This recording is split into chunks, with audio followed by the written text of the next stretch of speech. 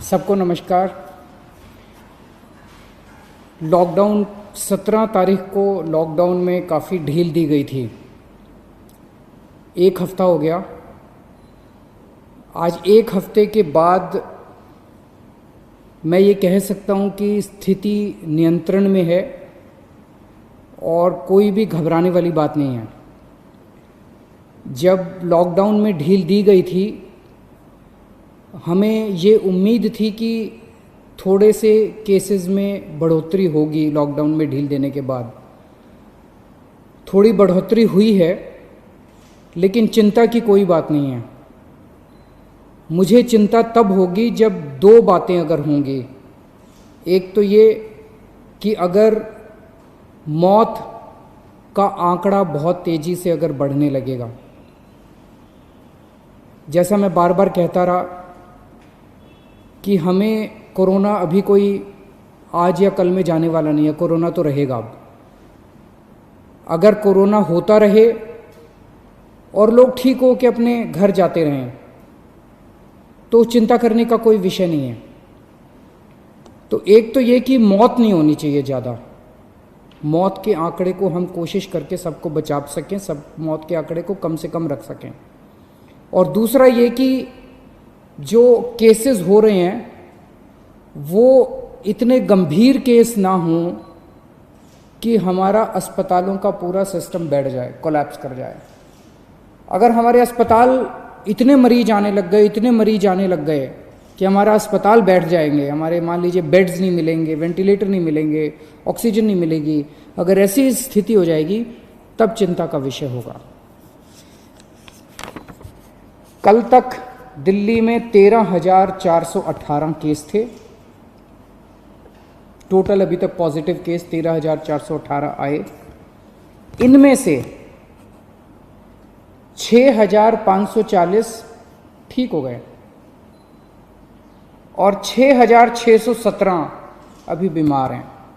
तो लगभग जितने ठीक हुए उतने ही बीमार हैं। लगभग 6,500 ठीक हो गए, 6,500 अभी बीमार हैं मोटा मोटा। 261 लोगों की मौत हो गई। आपके सामने मैं रखना चाहता हूं कि आज दिल्ली में अपने अस्पतालों का क्या स्टेटस है, जो कोरोना के अस्पताल हैं। कोरोना के जो सरकारी अस्पताल हैं उनमें 3,829 बेड हैं टोटल। सरकारी अस्पतालों में 3,829 बेड हैं, जिनमें 3,164 बेड्स में ऑक्सीजन अवेलेबल है। मैं बार बार ऑक्सीजन इसलिए बोल रहा हूं क्योंकि कोरोना की कोई दवाई नहीं है। जिस पेशेंट को कोरोना हो जाता है उसको एक तो ऑक्सीजन की कमी हो जाती है और दूसरा उस ऑक्सीजन की कमी की वजह से उसकी सांसें तेज हो जाती हैं, रेस्पिरेशन रेट बढ़ जाता है, तो उसको ऑक्सीजन देनी पड़ती है। ऑक्सीजन सबसे क्रिटिकल है उस ऐसे पेशेंट के लिए, कोरोना के पेशेंट के लिए। जो सीवियर पेशेंट होते हैं कोरोना के, जो मामूली सिम्टम्स होते हैं उनको नहीं, जो सीवियर पेशेंट होते हैं कोरोना के, उनको ऑक्सीजन देने की ज़रूरत पड़ती है। 3,829 बेड सरकारी सिस्टम में हैं, उनमें से 3,164 बेड्स पे ऑक्सीजन है। 3,829 में से केवल 1,478 बेड अभी ऑक्यूपाइड हैं। मोटे मोटे तौर पे अगर मैं कहूँ तो 4,000 बेड हैं, जिसमें से 1,500 बेड्स ऑक्यूपाइड हैं। 2,500 बेड्स अभी खाली हैं सरकार में। 1,500 बेड्स ऑक्यूपाइड है, 2,500 बेड अभी खाली हैं। सरकार के पास 250 वेंटिलेटर हैं, उनमें से केवल 11 वेंटिलेटर अभी यूज़ हो रहे हैं। लगभग 240 वेंटिलेटर खाली हैं, तो अभी घबराने की कोई बात नहीं है। प्राइवेट में 677 टोटल बेड हैं, उनमें से 509 भर चुके हैं। कई लोग प्राइवेट में अपना इलाज कराना पसंद करते हैं, सबकी अपनी अपनी इच्छा है। 677 में से 509 भर चुके हैं, तो केवल 150 पौने 200 बेड्स बचे हैं प्राइवेट में।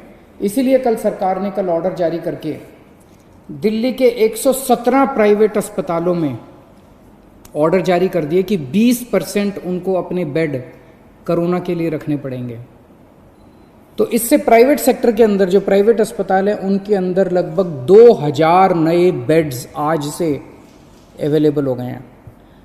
अभी तक 677 बेड थे, अब 2000 एक्स्ट्रा बेड प्राइवेट सेक्टर में अवेलेबल है। तो प्राइवेट में अगर कोई अपना इलाज कराना चाहता है, ज़रूरी नहीं है जैसा मैंने कहा कि सरकार में 2500 बेड खाली हैं, लेकिन अगर फिर भी कोई अपना प्राइवेट में इलाज कराना चाहता है तो आज से 2000 और बेड प्राइवेट सेक्टर के अंदर अवेलेबल हो जाएंगे। आज प्राइवेट सेक्टर के अंदर 72 वेंटिलेटर अवेलेबल हैं, जिसमें से केवल 15 वेंटिलेटर यूज़ हो रहे हैं। तो मोटे मोटे तौर पे आज की डेट में प्राइवेट और सरकार मिला के 4500 बेड्स हैं, जिसमें से लगभग 2000 बेड्स इस्तेमाल हो रहे हैं, 2500 बेड्स अभी भी खाली हैं।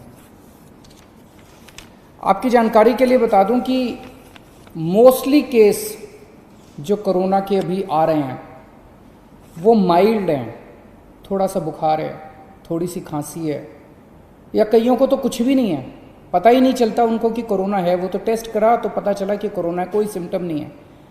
अधिकतर केस ऐसे आ रहे हैं जिनको फिर अस्पताल में एडमिट करने की ज़रूरत नहीं होती, उनको हम घर पे ही रखते हैं। और मेरी एक टीम है जो डेली उन लोगों से घर पे बातचीत करती रहती है, उनके परिवार के लोगों से बातचीत करती रहती है, उनको सलाह देती रहती है।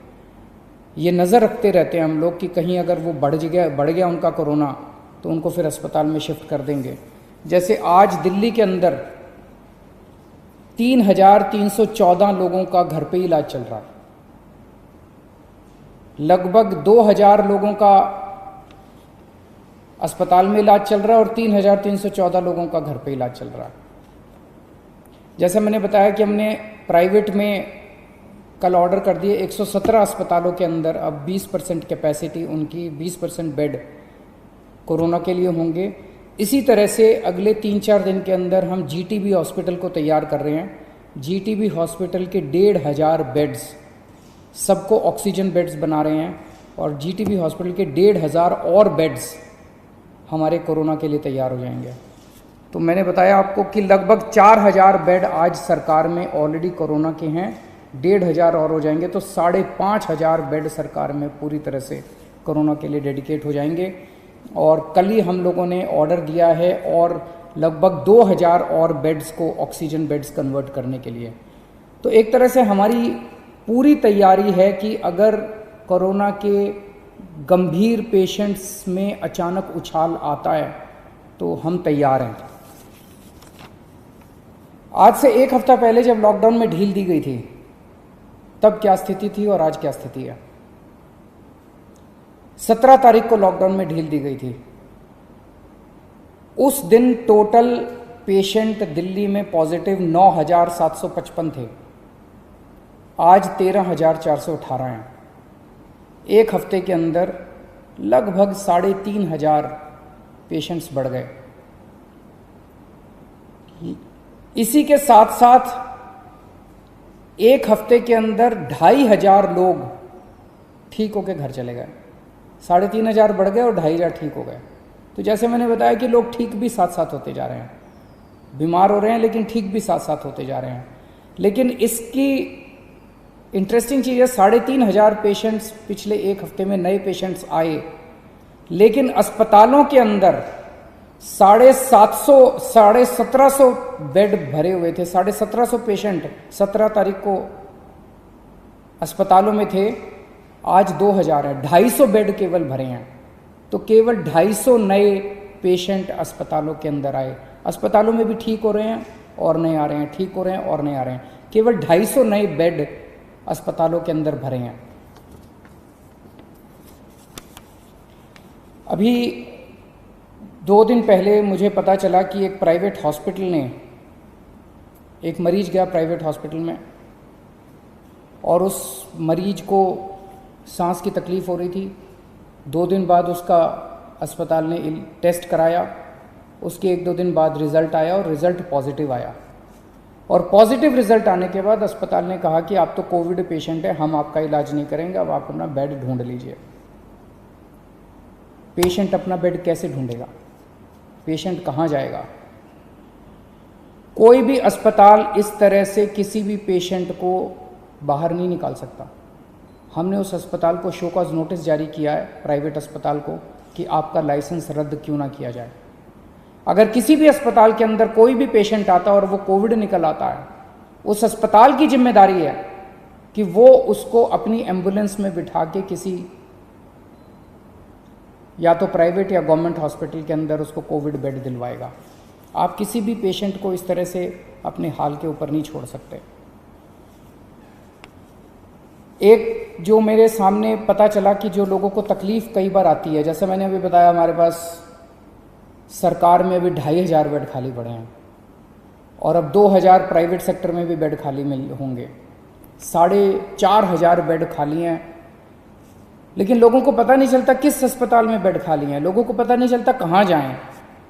तो इसके लिए अब हम एक सिस्टम बना रहे हैं, 2-3 दिन के अंदर सिस्टम आपके सामने लाएंगे, जिसमें अगर कोई भी कोविड का सीरियस पेशेंट है और उसको बेड चाहिए, उसको एडमिशन चाहिए, उसको तुरंत पता चल जाएगा कि मुझे कहाँ जाने की ज़रूरत है। इसका पूरा सिस्टम बना रहे हैं और 2-3 दिन के अंदर ये पूरा सिस्टम बना के मैं आपके सामने आऊँगा।